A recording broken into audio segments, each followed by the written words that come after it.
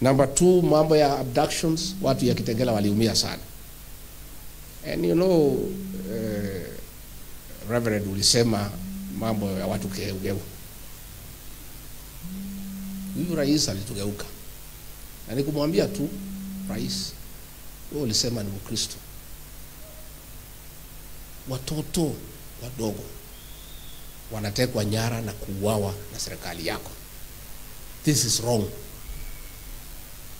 How can you profess to be a Christian, to be born again, yet the government that you lead is abducting and killing our children?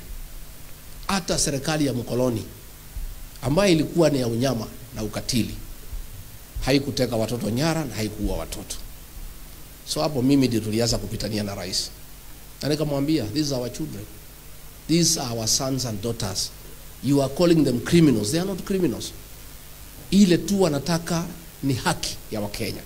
Na kwa sababu wewe umemeza upinzani, nature abhors vacuum. Wamejitokeza kutetea Wakenya.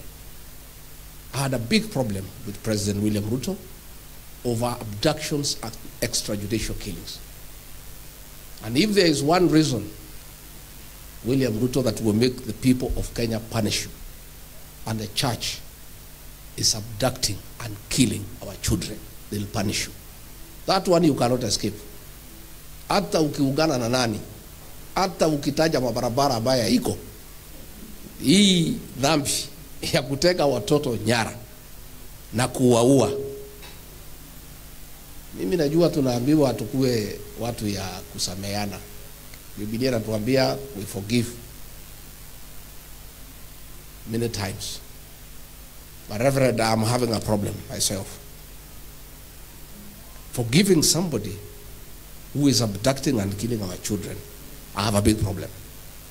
Labda utaniombea roho yangu itulie. Because that is very painful. Because these are young children who are innocent. Na watoto ni kusema tu wamesema Kenya haitembei vizuri ama iko makosa mengine wamefanya. So that one we have a problem. Again, maneno ya corruption. Nimwambia rais, tuliahidi watu tutawafanyia kazi, serikali imekuwa ni wizi tupu. Today as we speak, Bomas of Kenya imeuziwa Mturuki.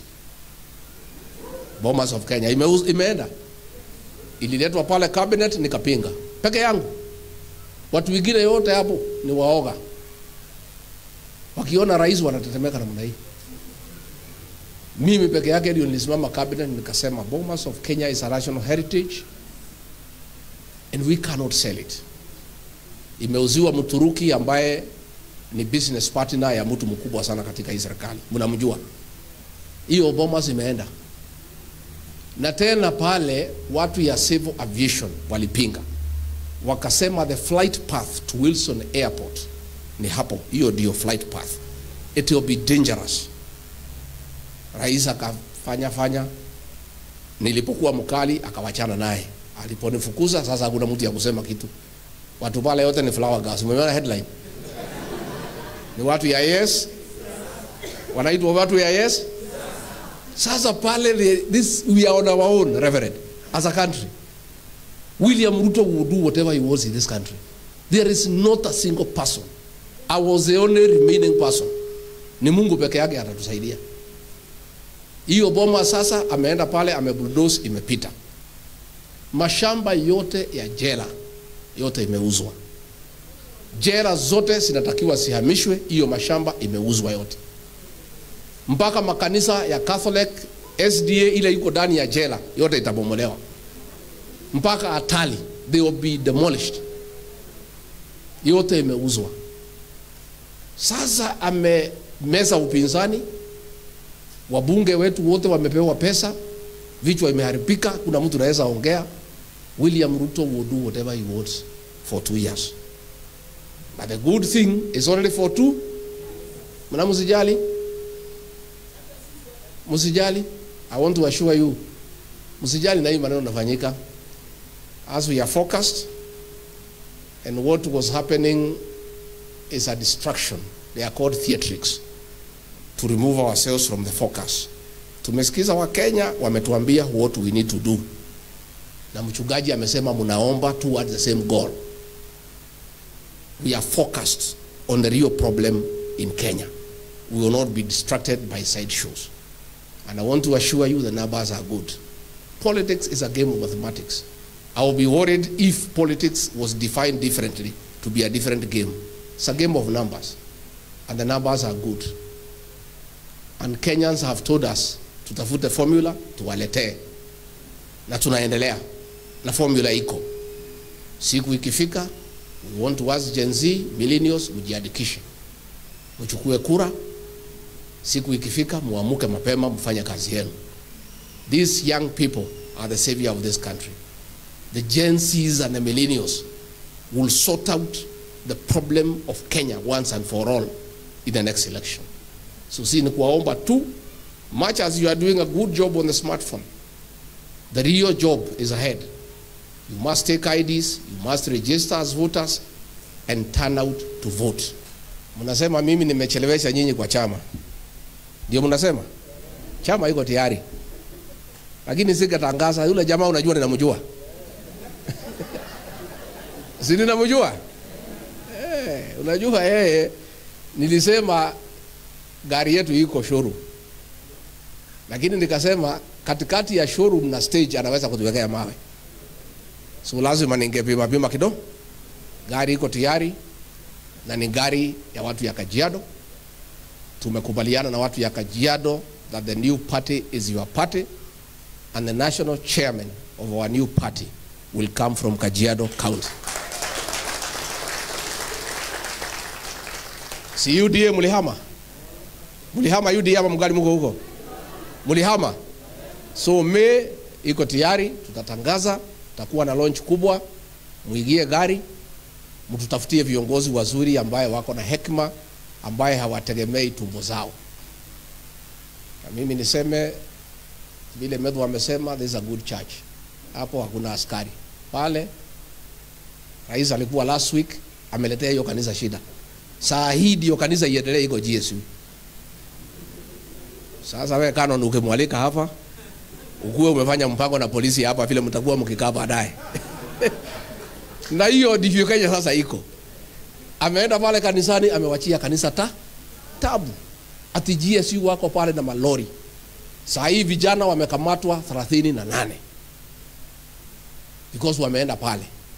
Sasa that is no longer like a church now. Na ni huyo tu amekuja, hiyo kanisa ya Mwai ilikuwa inaendelea vizuri sana. Because sasa mambo imeharibika. Ukienda kanisani unawachia hiyo kanisa tabu. So wewe Canon, wewe panga, ongea na Seki, Seki hawezi msikiza. Sijui utatuma nani amwalike hapa, sasa wewe ndio vile utakaa. Maybe Governor Lenku anaweza mwalika. Ukimleta hapa the other weekend uanze kupanga vile utakaa na GSU. Sababu sasa mambo inaharibika. That is the way Kenya is. Na ndio namwambia msijali, Kenyans have decided it is that way. Itakuwa round 1. Tumalize hiyo maneno. Mchungaji mtuombee tupate kiongozi mzuri ambaye anamwabudu Mwenyezi Mungu, a leader who is God fearing, a leader who is truthful, a leader who cares for this country, a leader who have the interests of this country at heart, na kiongozi ambaye hatapiga biashara na nchi, kwa sababu hapo ndio tuko na shida. Hii nchi imekuwa ya biashara. Ni biashara pekee yake inafanyika. Kila kitu ni biashara. But don't worry, 2 years may look a long time. Sasa tuko March. Tunaenda December, tukitoka Christmas, tukifika 26 tunafunga magari na speakers. Tunateremuka namna hii. Itaenda haraka sana, msijali. I know many people are telling me the election is too far. Si ndio mnasema? Msijali. It's a short time. Don't worry. Mambo itakuwa sawa na tutaketi vile tunatakikana tuketi. Kwa hivyo mimi nimeshukuru sana. Na watu ya Kajiado, you are our friends. Mimi wazazi wangu walitoka hapo Kajiado Central. Familia yetu ni ya Olekasi. Na hiyo Olekasi ndio Rigathi. Najua Masai wamesema Rigathi ulimi na kuwa mzito. Sasa hiyo ndio Olekasi. So mimi ni mtu ya hapa.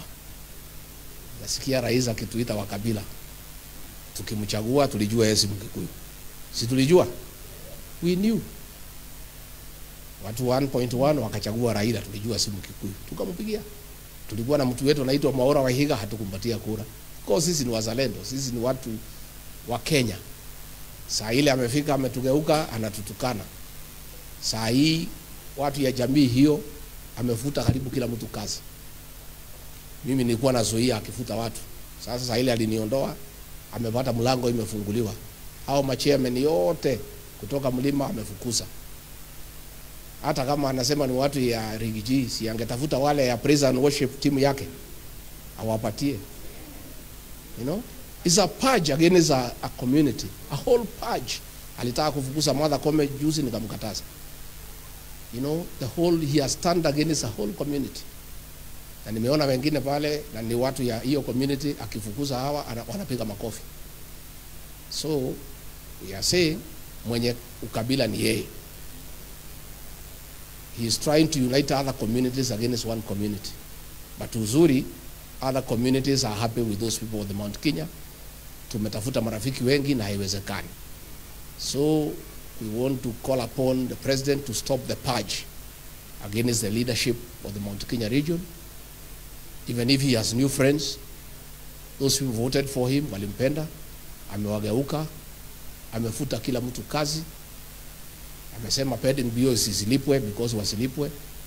Pale Nairobi ameongea na governor, amefurusha wafanyabiashara wote, watu nakaa kama swara, wanaangaishwa, wanashikwa, akina mama wanatupwa kwa malori pamoja na watoto na viazi. You know, it's a war against a community. But it's okay kwa sababu iko Mungu mbinguni. Na watu ya kwetu wanasema utile bulete kagate. All these things will come to pass. It's unfortunate that this is happening, but itaisha tu, itakuwa sawa.